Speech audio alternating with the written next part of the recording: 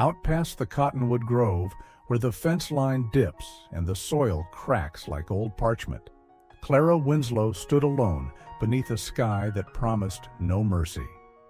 The wind had picked up again, dry and mean, like it had a grudge.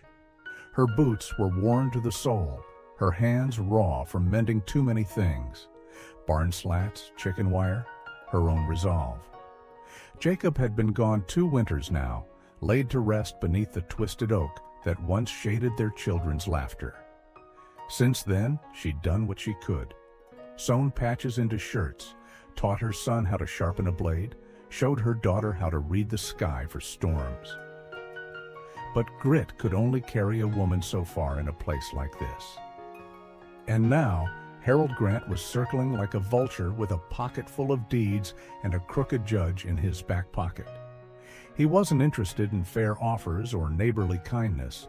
He wanted her land, plain and simple. And the law, such as it was in this part of the territory, wasn't on the side of a woman with 2 children and no husband to speak on her behalf. So Clara did what desperate women have done since time remembered. She made a choice, one that choked her pride, but might just save her home. She hammered a sign into the post outside the Mercantile on a Sunday morning just after church let out, when all eyes would see. Husband wanted, temporary, no intimacy, room and board in exchange for legal protection. See Clara Winslow at the Ridge. Some laughed, some gawked. One woman crossed herself and muttered something about propriety. But none of them offered help. That was 3 days ago. And then, like something the wind spit up from the canyon, he arrived. Tall, lean, face half-shadowed by a hat that had seen better decades. He came on foot, leading a mule that looked like it had come straight from hell's doorstep. He didn't speak much, just tipped his hat and pointed once at the sign, then back to her. "You serious?" she asked, arms crossed tight across her chest, chin tilted high like she wasn't shaking inside. He nodded. "I got children." Another nod.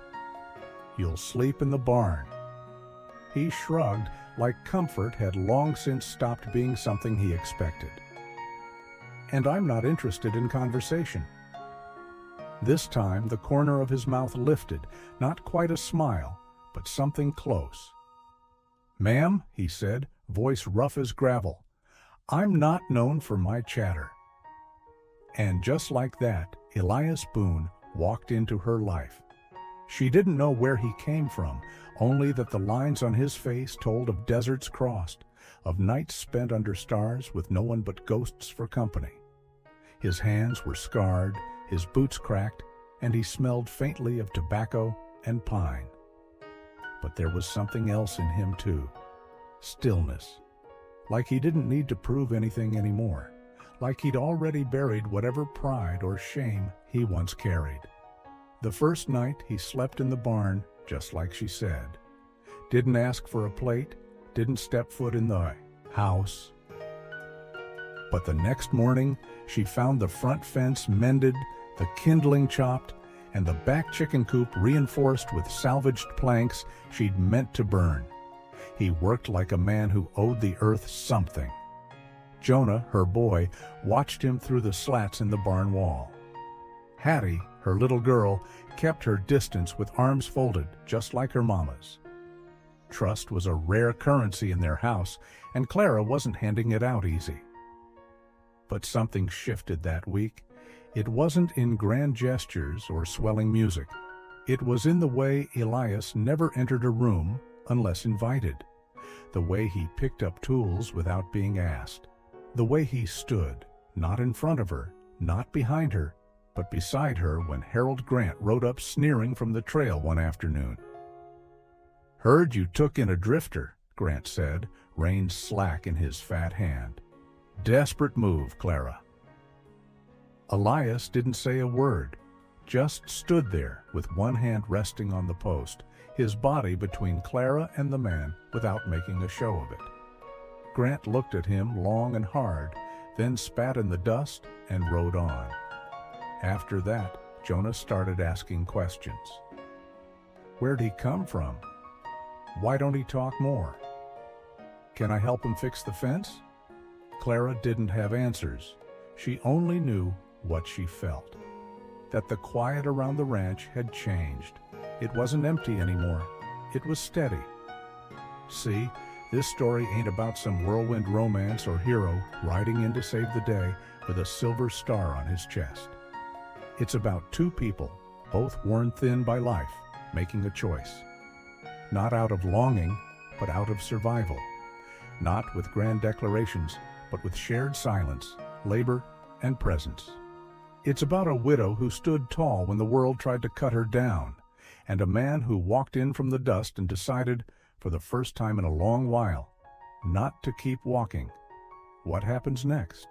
Well, you'll see. But I'll tell you this. Sometimes the fiercest kind of love doesn't come from flowers or kisses. It comes from showing up, fixing a broken gate, sleeping in the barn without complaint, and putting your body between a woman and the man trying to take what's hers. If you felt something stir in your chest just now, do me a favor. Like this video, drop your thoughts in the comments, and follow the channel for more stories like this. True-hearted, dust-worn, and full of the kind of quiet love that lasts. Because out here in the Wild West, the strongest bonds ain't always written in vows. Sometimes they're just hammered into a fence post and answered by a man with nothing left to lose. Except maybe, for the first time in years, something worth staying for.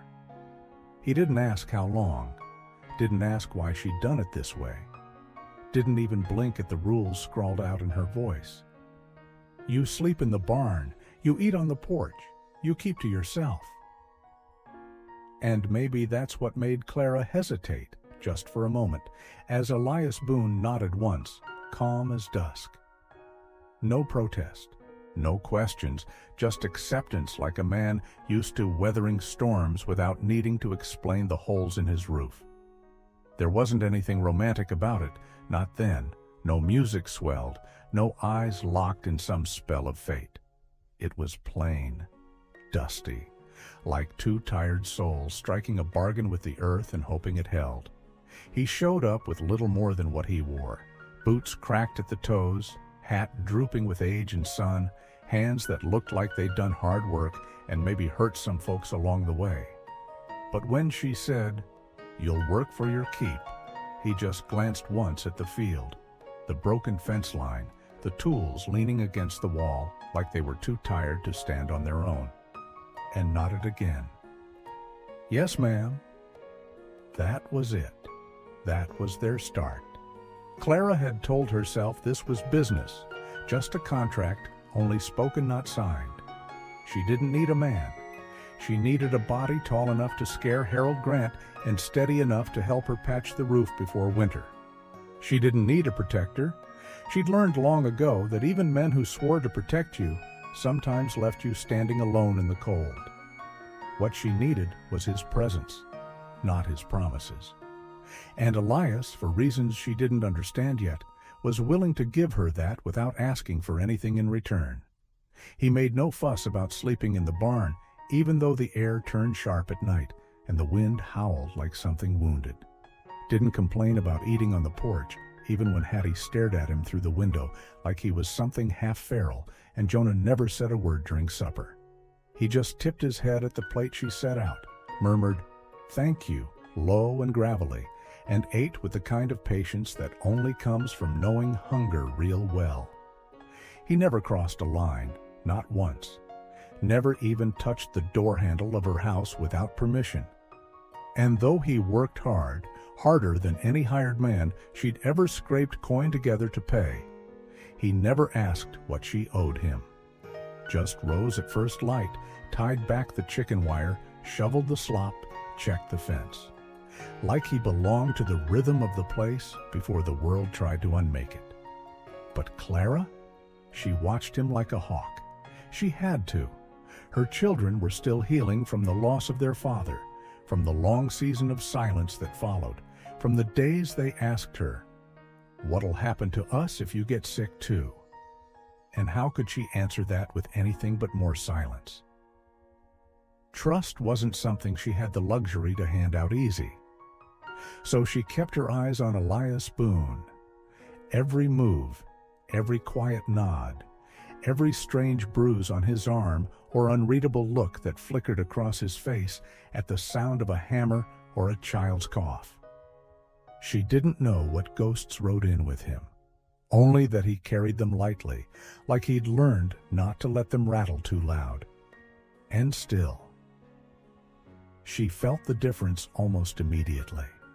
It was in the way Jonah stood a little straighter when Elias asked for help chopping wood, in the way Hattie set an extra spoon on the porch rail, just in case. In the way the evenings didn't feel so heavy anymore, like the house had exhaled a little after years of holding its breath. It was subtle, no grand transformation, just less creaking from the floorboards, fewer slammed doors, more peace between moments.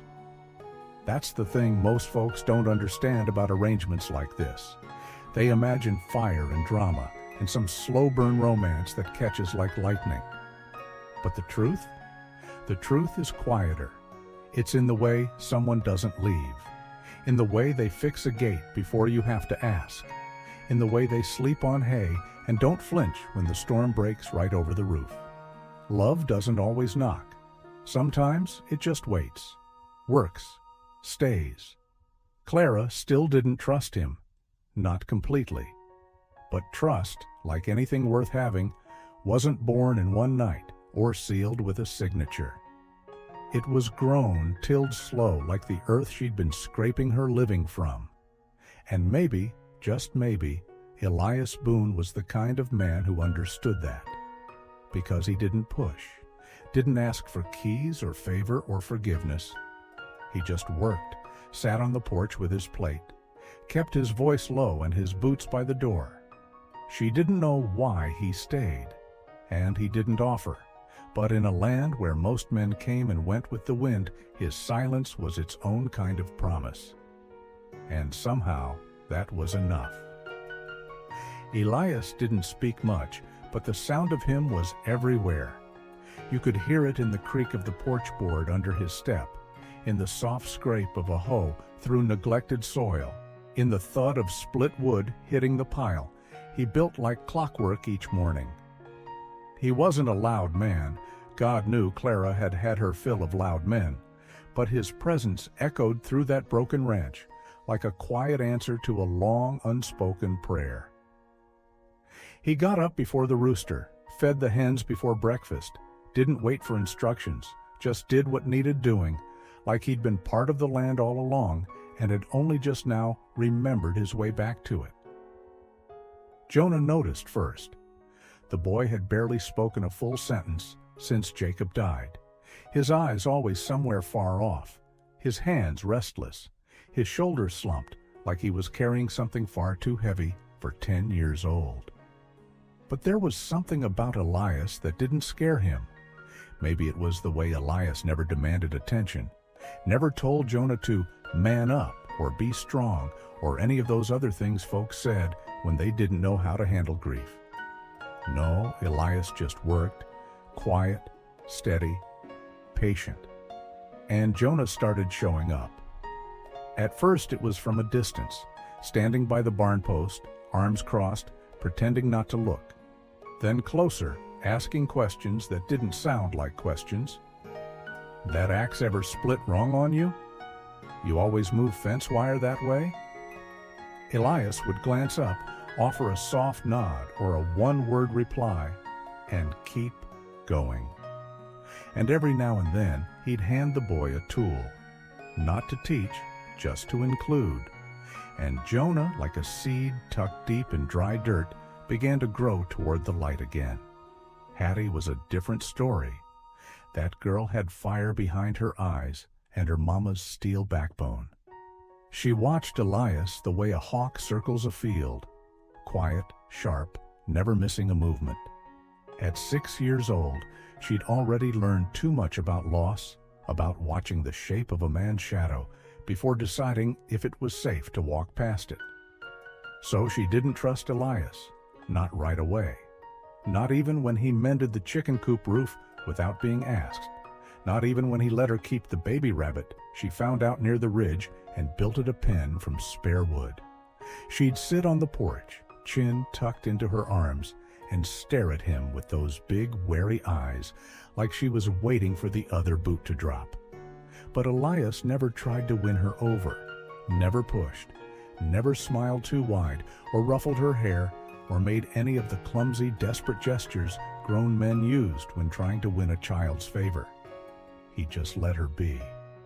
And something about that, about not being treated like a project or a puzzle, softened her little by little. When he brought in a wagon full of firewood, she didn't say thank you, but she left 2 biscuits wrapped in cloth beside his plate the next morning. The next day, she brought him nails without being asked.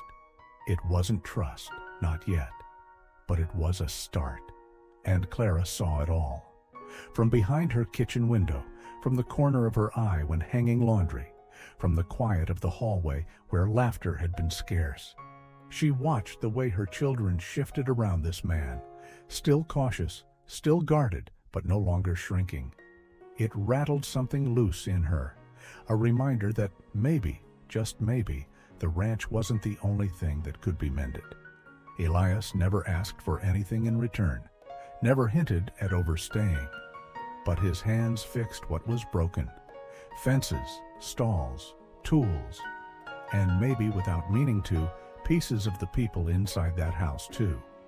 He worked the land with respect, not possession, and somehow that mattered more than any contract or agreement they'd shaken on. That season, the wind carried less bitterness. The fields, while still stubborn, began to yield again, and in the middle of it all stood a man with a worn hat, silent most days, but steady as the hills.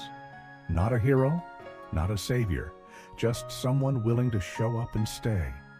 Because sometimes the difference between a stranger and a shelter isn't in what they say. It's in how they hold space for what you've lost, and how they leave room for what you might become. Harold Grant didn't need to raise his voice to make folks nervous.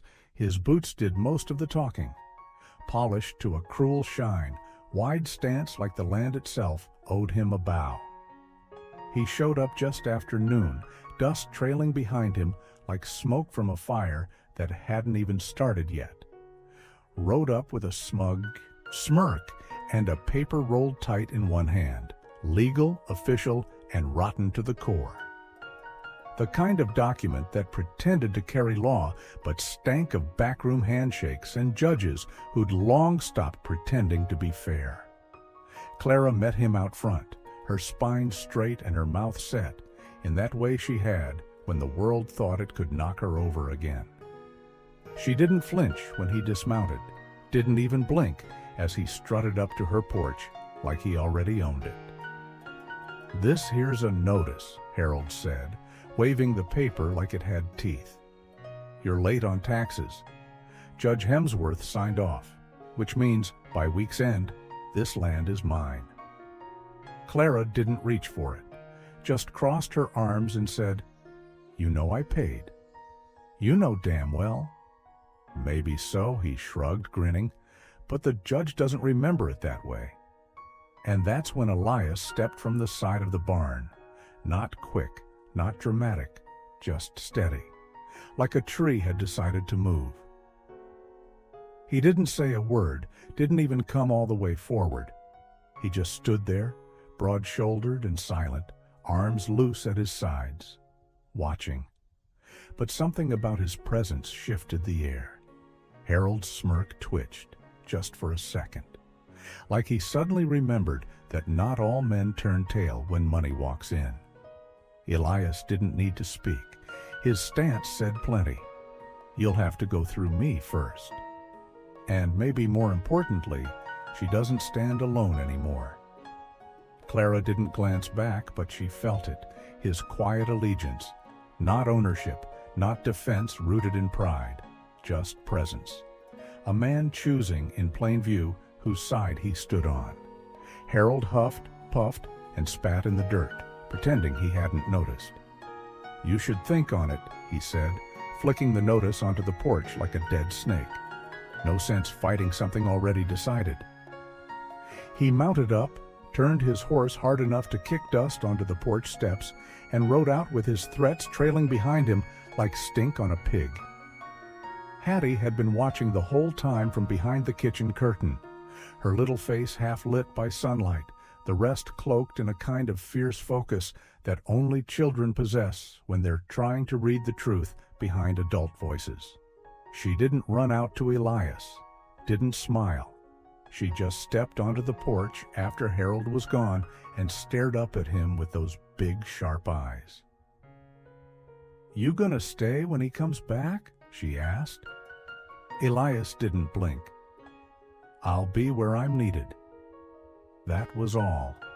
But the way she nodded, slow and serious, it was like he'd passed some test no one warned him he was taking. Later that night, Clara sat at the edge of her bed, holding the notice in her lap, the ink smudged a little from her fingers. She'd faced threats before, but this one wasn't like the rest. This one had a deadline, a judge's stamp, a shadow she couldn't reason with, and still, somewhere deep in her ribs, where grief had made its home, she felt a strange stirring. Not hope exactly, but something like it. A shift, a second wind. Because Elias hadn't said much, hadn't promised the world. But when Harold stepped up like a man claiming property, Elias had stepped too, right into the space between fear and surrender. Not for applause, not for reward, just because it was the right damn thing to do. And Hattie? That little girl who never let herself believe in second chances, who'd grown up too fast and learned to question every kindness. She went to bed that night without pushing the dresser in front of her door. That mattered. It was a small moment. But small moments are where battles begin, where ranches are saved, where women rise, where children start to believe again. So yeah, trouble had come in boots. But this time, the house didn't shake when it knocked. Some ghosts don't need to knock. They walk right through your front gate, tracking dust and trouble like they were invited. That's how Decker arrived. No warning, no respect for the quiet Elias had built with his calloused hands and tired silence. Just a bounty hunter with a badge he didn't need and a name no one wanted to hear out loud. The man rode in with eyes sharp as barbed wire and a mouthful of somebody else's story, one Elias hoped had died long ago under a Kansas sky. But stories like that don't stay buried, not when they come with a price. Clara saw him first. She stepped out on the porch with a dish towel still in her hand, watching the stranger dismount slow, methodical, like a snake coiling before a strike. "I'm looking for Elias Boone," the man said. "Goes by Boone. Tall, quiet, lives like he's running from something." His voice wasn't loud, but it carried. Hattie heard it from the barn. Jonah froze near the fence, eyes flicking back toward the house like he'd felt something break. Elias stepped out from behind the shed, not hiding, just watching. He knew that voice. Decker, from another life, from another version of himself he'd left for dead somewhere between regret and redemption. The man had tracked him like a bloodhound, across county lines, across years, through wind and guilt and silence. "You got something to say it," Elias said, calm but steady. Decker pulled a folded sheet from his coat. "Name's Samuel Parker," he said. 19, dead, shot clean through the chest outside Leeville. You remember him, Boone?" Clara's face tightened, her hands curling at her sides. She didn't know the name, but she knew the tone. It was the sound of something dark clawing out of a man's past. "I didn't shoot him," Elias said.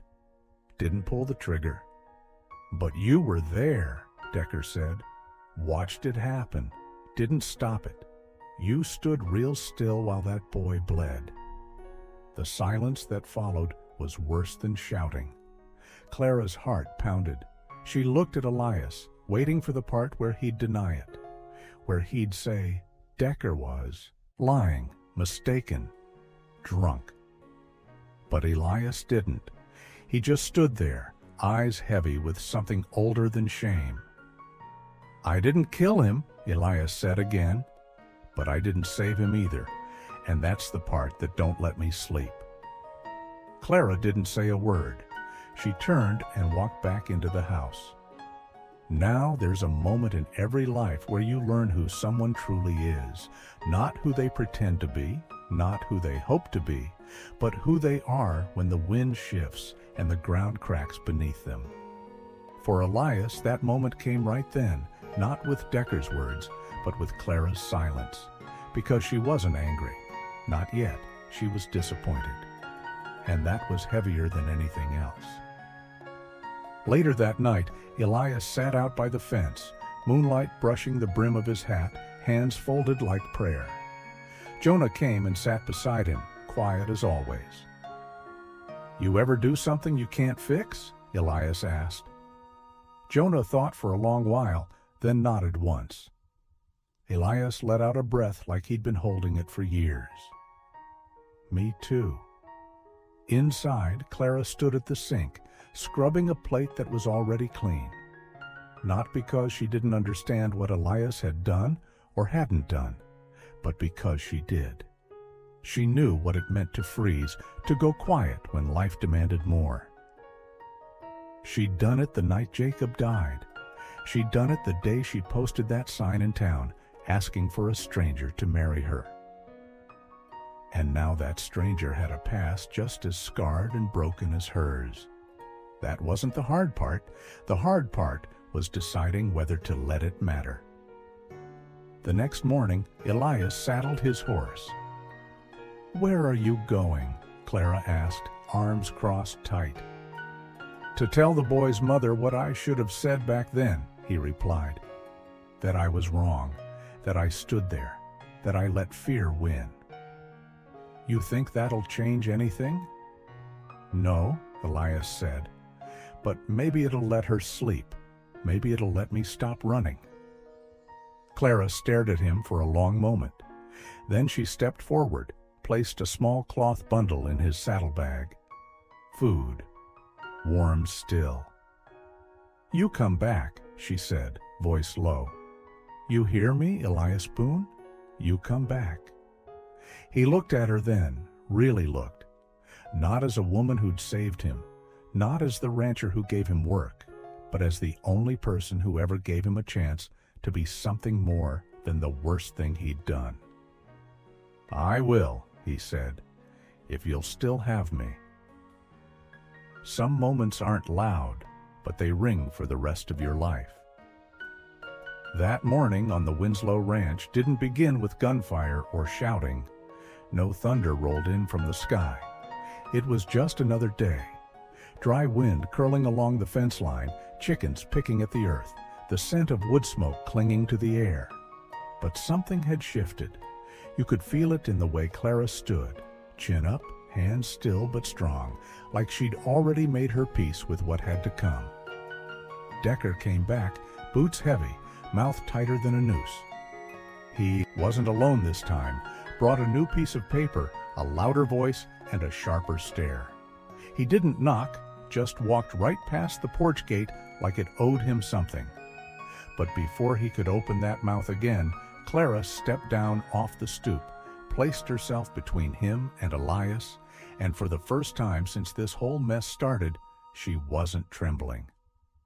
"This land's mine," she said, "and he's my husband by law, so unless you got more than wind and worn-out accusations, you can get off my property." Decker blinked. It wasn't the words that caught him. It was the way she said them. Not angry, not scared, just sure. The kind of sure that comes after burying a husband, raising 2 kids on grit and biscuits, and patching fence posts with your own hands while the town whispered behind your back. Behind her, Elias stood still, jaw tight, eyes watching every move. He didn't speak, not yet. He didn't need to. Clara was the storm now. Then the screen door creaked. Hattie stepped out. That girl didn't have her mama's build, not yet, but she had her fire. She held her father's old rifle, the one kept over the hearth since before she was born. It looked too big in her arms, but she held it like it belonged there.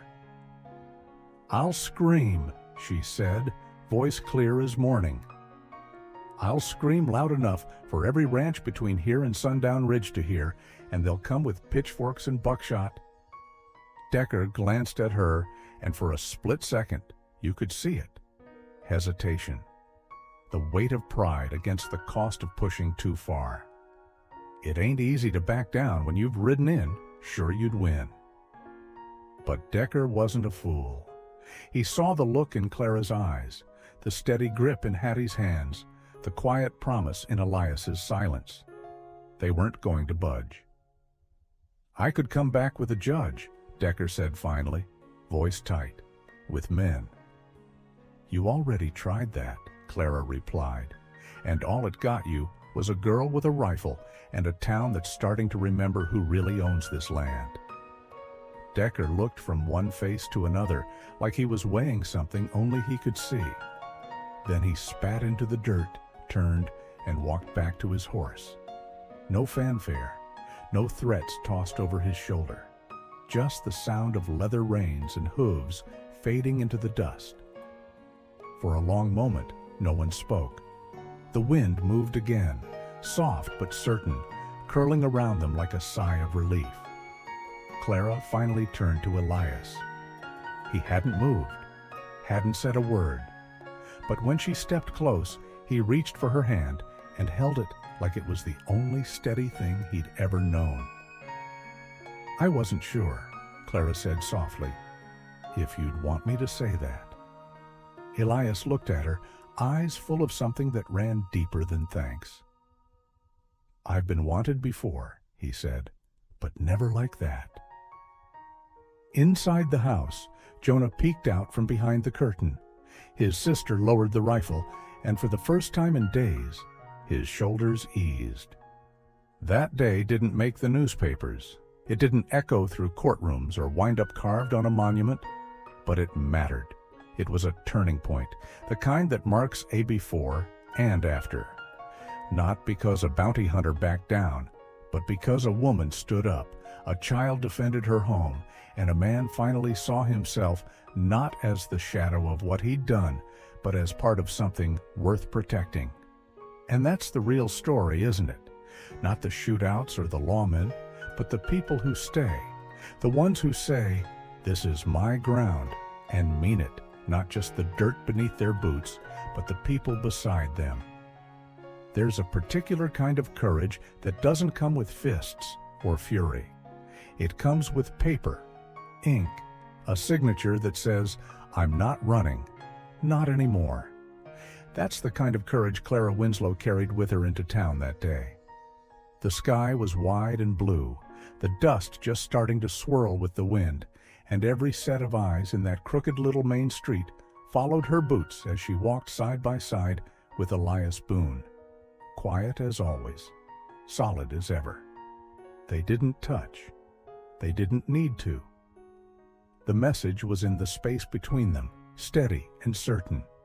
Something was about to be written down that wouldn't be undone by gossip or drought or the sound of hooves pounding up a ridge. It wasn't about love, not yet, and maybe not ever the way folks in town imagined love should look. But this was something else, something deeper. Clara had lost a husband. She'd buried him on a cold hill not far from the barn he'd built. She'd raised 2 kids with one hand in the soil and the other on a shotgun. She wasn't looking for sweet words or candlelight. She was looking for safety, stability, a piece of this land that wouldn't be taken because a man like Harold Grant had more friends in court than morals in his soul. So she offered something bold, a real marriage, legal, signed in ink, and watched by God and county. A marriage not built on romance, but on the shared grit of two people who knew what it meant to lose and still choose to stay. Elias didn't flinch. He never did. He just nodded once, like the idea had been waiting in the air for days, maybe weeks, like he'd known all along this wasn't about saving her, it was about being with her. The courthouse smelled like dust and resignation. The clerk raised his eyebrows when Clara asked for the form, and the judge, half blind and twice as nosy, fumbled with his pen before muttering, "You sure about this, Miss Winslow?" Clara just looked at him, the kind of look that could quiet coyotes. "I'm not asking," she said. Elias, standing beside her, said nothing, just took the pen when she offered it and signed his name slow, like he was carving it into something that mattered. The townsfolk talked, of course. They always do. Whispers slipped like wind between porch rails. A widow marrying a stranger? She's giving up her dignity for a farm? That man's been hiding something. You can see it in his eyes. But Clara didn't hear them, or maybe she did, and just didn't care anymore. Because some promises don't need to be explained. They're lived out, quietly, day after day. Elias didn't say much on the ride back, just tipped his hat at the general store owner and helped Clara back into the wagon. But his presence was like another set of reins, steadying, grounded.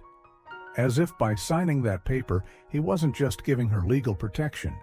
He was giving her his name. Not as a shield, but as a sign that she didn't have to stand alone anymore. Hattie asked about it first. Of course she did. "So, are you really married now?" she asked that evening, perched on the edge of the porch rail, watching Elias chop kindling. Clara didn't look up from her stitching. "Paper says so." Hattie squinted. "And what do you say?" Clara smiled faintly. "I say I sleep a little easier now." Later, when the house was dark and the wind moaned through the cracks in the barn boards, Elias sat by the small stove, whittling a piece of pine into something that looked like a bird in flight. Clara stood in the doorway, arms folded. "Thank you," she said.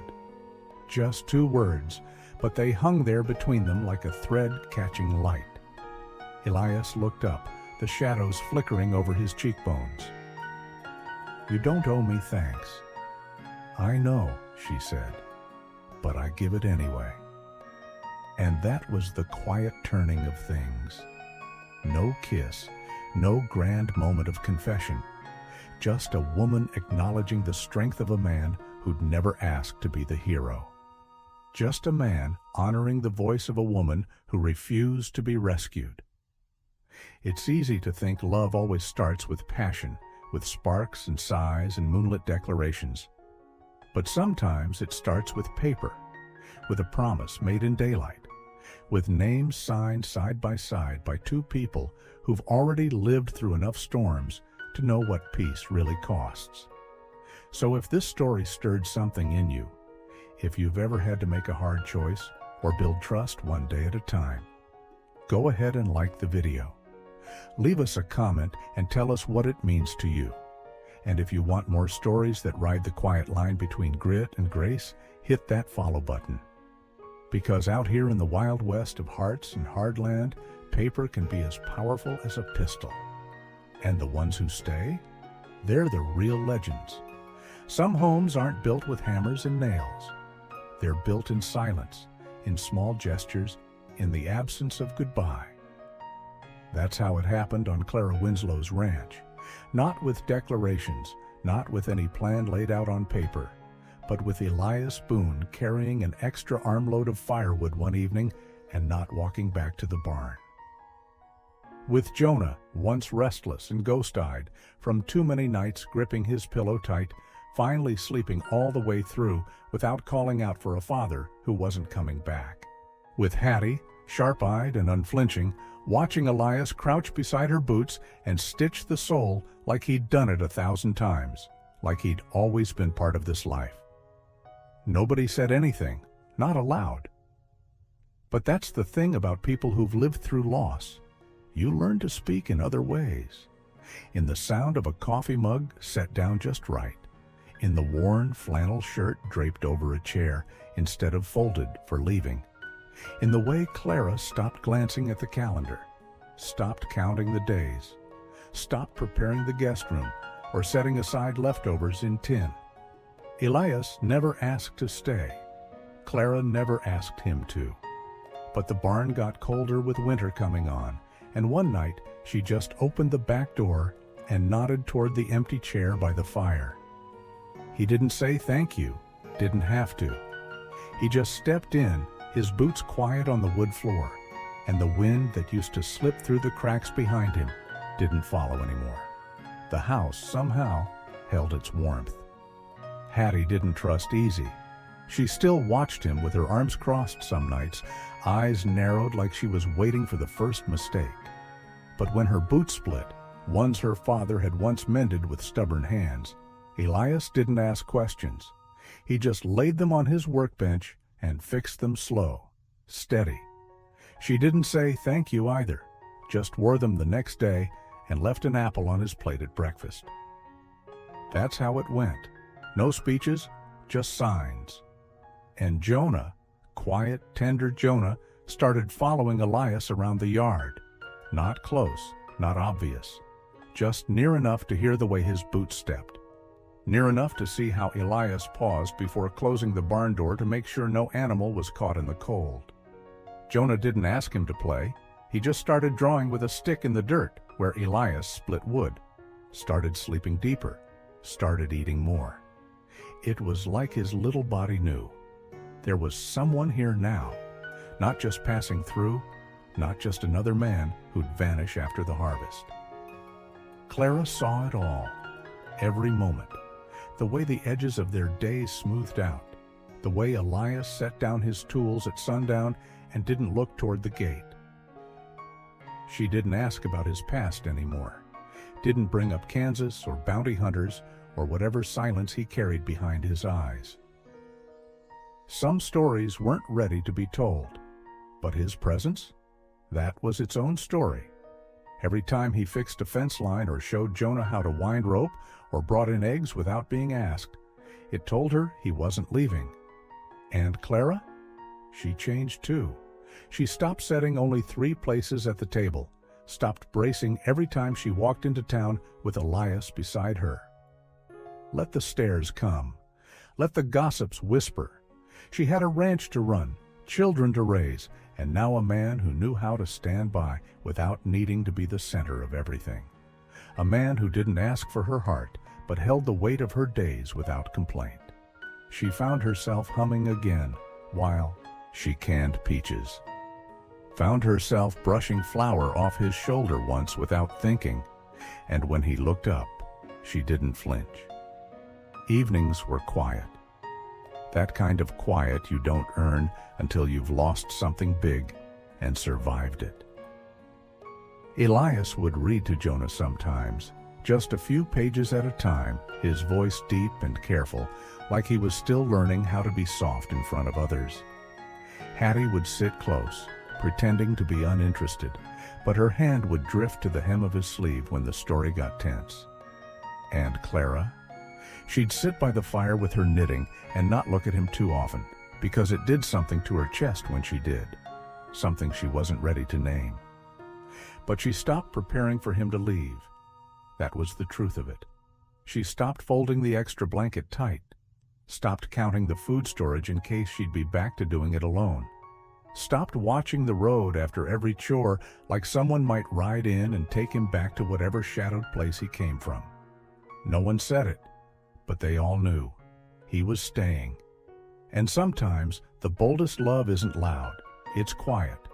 It's letting someone live beside you without forcing them to declare why. It's healing not just because someone helps, but because they stay. Some men come and go like dust in the wind. But Elias Boone, well, he came like a question and stayed like an answer. Not loud, not all at once, but steady. Like the way seasons change without needing permission. No one pointed to a day on the calendar and said, This is the moment he stopped being a stranger. But somewhere between the cracked shingles he patched and the storybook he read aloud by lamplight, Elias became more than a drifter. He became part of the rhythm. The ranch had once echoed with silence, the kind that crept into your bones. Since Jacob Winslow passed, Clara had carried it all: fieldwork, parenting, cooking, defending what was left of her late husband's dream with nothing but grit and a rifle. She hadn't asked for help. Not really. But desperation makes people bold, and posting that sign in town asking for a temporary husband had felt like putting her pride in a stranger's hands. Elias didn't speak much at first. He took his meals on the porch, slept in the barn, and never asked about the past. He just worked, repaired what was broken, fed the chickens without prompting, stood near, not over, when Harold Grant rode in flinging threats and papers. And over time, that quiet reliability did something to Clara. It calmed her, not because she needed a man to fix things, but because for once, someone saw the cracks and didn't turn away. He fixed the roof in a single afternoon without saying a word. Later, she found her late husband's hammer hanging neatly on the nail Elias had driven into the wall. No ceremony, no claim. Just a gesture that said, "I respect what was here before me." And it wasn't just Clara who noticed. Jonah, her son, had been sleeping. Better less tossing, fewer tears in the dark. Maybe it was Elias's calm presence, or maybe it was the way Elias never forced a bond, just let the boy follow him around the yard, asking questions that didn't always need answers. Jonah started carrying wood beside him, mimicking his quiet stride, letting his little hands learn calluses without complaint. And Hattie, sharp, skeptical Hattie, still kept her eyes open, but she'd begun folding Elias's shirt when it came off the line. Not because she trusted him entirely, but because he'd taken the time to resole her boots, and she remembered that kindness lived in actions, not words. Evenings changed too. Where there was once just the sound of wind scraping at the windows, now there was the low hum of a voice reading "Little House in the Big Woods." Elias wasn't a polished speaker, but he read with weight, with heart. And the kids leaned in, soaking up each word like it stitched something back together in them. Clara didn't say it was love, not yet. But it settled into the corners of the house, tucked itself into the space between a poured cup of coffee and a shared glance at sunset. He started sleeping inside without anyone saying he should. Just one night, the barn door creaked closed behind him for the last time, and he set his bedroll by the hearth. No questions, no speeches. Clara noticed the subtle things, how he rolled his sleeves before chopping wood, how he never reached for her, but always stood close enough if she needed to lean. She found herself looking forward to hearing his boots cross the floor. She began adding a second biscuit to the pan without thinking. The rhythm of her days changed to include him. Not because she was weak, but because something about Elias made it easier to be strong. There were still whispers in town. Folks who raised eyebrows at the arrangement, who didn't like that Elias wasn't born there, hadn't earned his place the traditional way. But Clara didn't flinch anymore, and Elias didn't answer to them. He answered to the land, to the children, to the chores that needed doing. That was enough. And through all of it, Elias never tried to own anything, not the house, not the children, not Clara's grief. He didn't need to be a name on a deed. He just showed up every day, choosing to stay when he could have gone, choosing presence over possession, choosing them. And sometimes that's what love looks like, not roses or vows or grand gestures. Just one man deciding, day after day, this is where I'll be. He wasn't a guest anymore, wasn't a hired hand, wasn't even just a protector. He was part of the fabric now. The steady drumbeat under the porch boards, the calloused hand that fixed what broke, the quiet man who, somewhere along the way, had stopped drifting. By the time the frost lifted and spring took its first deep breath, the ranch didn't look all that different to an outsider. The fences still leaned in spots. The barn roof still needed one last row of shingles. But if you looked closer, really looked, you'd see that the place held more than cattle and chores now. It held peace, and not the fragile kind, the kind earned slowly, day by day, through effort and presence. Clara Winslow didn't need to watch the road anymore. She didn't wake in the night checking to see if a rider approached. The man who once showed up with nothing but calloused hands and quiet eyes was still there, splitting wood, helping Jonah with his reading, tuning the windmill when it groaned in protest. He didn't stay out of obligation. He stayed because he chose to. Every sunrise, every meal, every breath of silence shared beside the porch swing made that truth more solid. And that kind of presence, the kind you don't have to ask for, that's rare. That's what lasts. There was no grand vow, no lace veil or Sunday sermon. But there was the way Elias set Clara's coffee beside her mug every morning. The way he taught Hattie to shoot without scaring her, just guiding her hand steady. The way Jonah leaned into him like roots finding soil. That's where the real love lived, not in declarations, but in choices, repeated ones. It's funny how love sneaks up like that. Quiet, unassuming. It doesn't crash through the door. It seeps into the walls, into the rhythm of everyday living. Clara didn't need Elias to save her. She never did. But she did need someone who wouldn't leave when the saving got messy. And Elias Boone, well, he'd been running his whole life. Until now. See, that's the heart of it. This wasn't just a man who helped on the ranch. This was a man who learned how to stay. And that kind of staying, not out of fear, not because there's nowhere else to go, but because you found somewhere worth fighting for. That's something worth holding on to. And that ranch? It was still humble, still cracked in places, but it pulsed with life, with the sound of children laughing, boots thudding across the porch, Clara's voice calling out from the chicken coop. It had rhythm now, not just routine, a heartbeat. The town still whispered, of course. People always do. About how Clara married a man no one really knew. About how Elias had a past. About how she dared to live on her own terms. But the whispers couldn't touch what they'd built, not when it was stitched together by something stronger than approval. Something rooted in dignity, trust, and quiet courage. And let's be honest, that's not the kind of story folks usually write songs about. There's no six-gun duel, no wild horseback chase across canyon lands. Just two people, worn down by life, who figured out how to build something that held. And that's the part most people miss. Real strength doesn't always come with a bang. Sometimes it shows up in soft hands that fix broken gates, in eyes that see pain and don't flinch, in a man like Elias Boone, who walked onto that land as a stranger and stayed as a husband, a father, a partner, even if no one called him that out loud.